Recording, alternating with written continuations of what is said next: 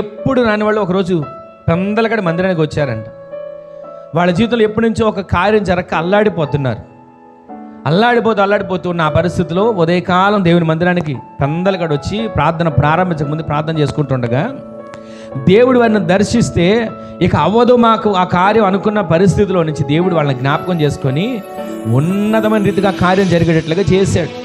ఆ తర్వాత ఈ కార్యం నాకు జరిగింది అని దేవుని సన్నిధిలో సాక్ష్యం చెప్తే అక్కడికి వచ్చేటువంటి ఎప్పటి నుంచో సీనియర్గా ఉన్నటువంటి ఒక విశ్వాసి అంటుందంట, ఏంటి నిన్నగాక మొన్నొచ్చో నీ కార్యం జరిగిందా? నేను ఎన్ని సంవత్సరాల సీనియర్నో తెలుసా? అసలు నా ప్రార్థన తెలుసా? అసలు నా భక్తి తెలుసా? అసలు నేను పాట పాడితే ఎలా ఉంటుందో తెలుసా? అసలు నేను సాక్ష్యం చెప్తే ఎలా ఉంటుందో తెలుసా అని ఒక్కొక్కటిగా చెప్తుందంట. ఇవన్నీ చెప్తా ఉంటుంటే ఆమె అందంట, అమ్మా నాకు పాట పాడడం రాదు, సాక్ష్యం చెప్పడం అంతకన్నా రాదు, కానీ దేవుని సందులో కృప పొందడానికి దేవుడు నాకు అలవాటు చేశాడమ్మా. ఇదిగో ఎన్ని వేదనలతో దేవుని సందుకు వచ్చానో, ఎంత కన్నీటితో దేవుని సందుకు వచ్చానో, అక్కడికి వచ్చి దేవుని సందులో ప్రార్థిస్తుండగా దేవుని వెలుగు నన్ను తాకింది, దేవుని ప్రసన్నత నన్ను కమ్ముకుంది. ఎన్నో సమస్యలతో గుండె బద్దలైపోతూ నేను బాధపడుతున్న పరిస్థితుల నుంచి దేవుడు నన్ను విడిపించాడు. ఈ కార్యం నాకు దేవుడు చేశాడు. దేవుడు చేసిన మేలు నేను నిన్ను సాక్ష్యం చెప్పకుండా ఉండలేను అని ఆ తల్లి సాక్ష్యం చెప్పింది. ఈ రోజున భక్తిలో సీనియారిటీ ఉండొచ్చు, భక్తిలో ఆరితేరి ఉండొచ్చు, అయినా దేవుని సందులో కనబడే కృప మనం పొందుకోవాలి. ఆమె చెప్పండి.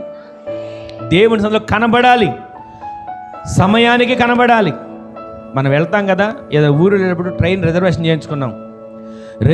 చేయించుకున్న ఆ ట్రైను ఫలానా సమయానికి వస్తుంది అంటే ఫలానా సమయం కదా, ఇంకా బోల్డ్ సమయం ఉందిలే అని నిదానంగా వెళ్తామా? 2 గంటల ముందే వెళ్తామా? ముందే వెళ్తాం, ఎందుకంటే ఒక ట్రైన్ వెళ్ళిపోతుందేమో అని. కానీ ఇప్పుడు అన్నీ వచ్చినాయి, ఫోన్లో ఆ ట్రైన్ ఎక్కడుందో కూడా చూడవచ్చు. చూసినా అది ఎక్కడో ఉందని తెలిసినా ముందే ఎందుకు వెళ్తున్నాం?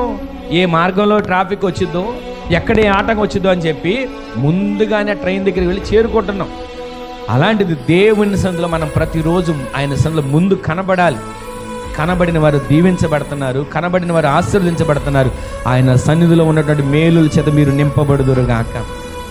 నేను మీ అందరి మీద రిపోర్ట్ ఏం చేయట్లా, మీరందరూ దేవుని సందులో కనబడాలని ఆశపడుతున్నాను అంతే. ఆమె చెప్పండి. మీరందరూ దేవుని సందులో ఎదగాలి. ఆమె చెప్పండి. ఎక్కడ భక్తిలో చల్లారిపోయిన పరిస్థితిలో కూర్చున్నా ఈ సంవత్సరం లేపబడుదురుగాక, యోర్ధానును దాటుదురుగాక, సమస్యలను దాటుదురుగాక, ప్రతి అడ్డు గోడలను దాటుకుంటూ పరుగులు తీసేవారిగా మార్చబడుదురుగాక, మీరు అడుగు పెట్టే స్థలాన్ని దేవుడు మీ సొంతం చేయునుగాక.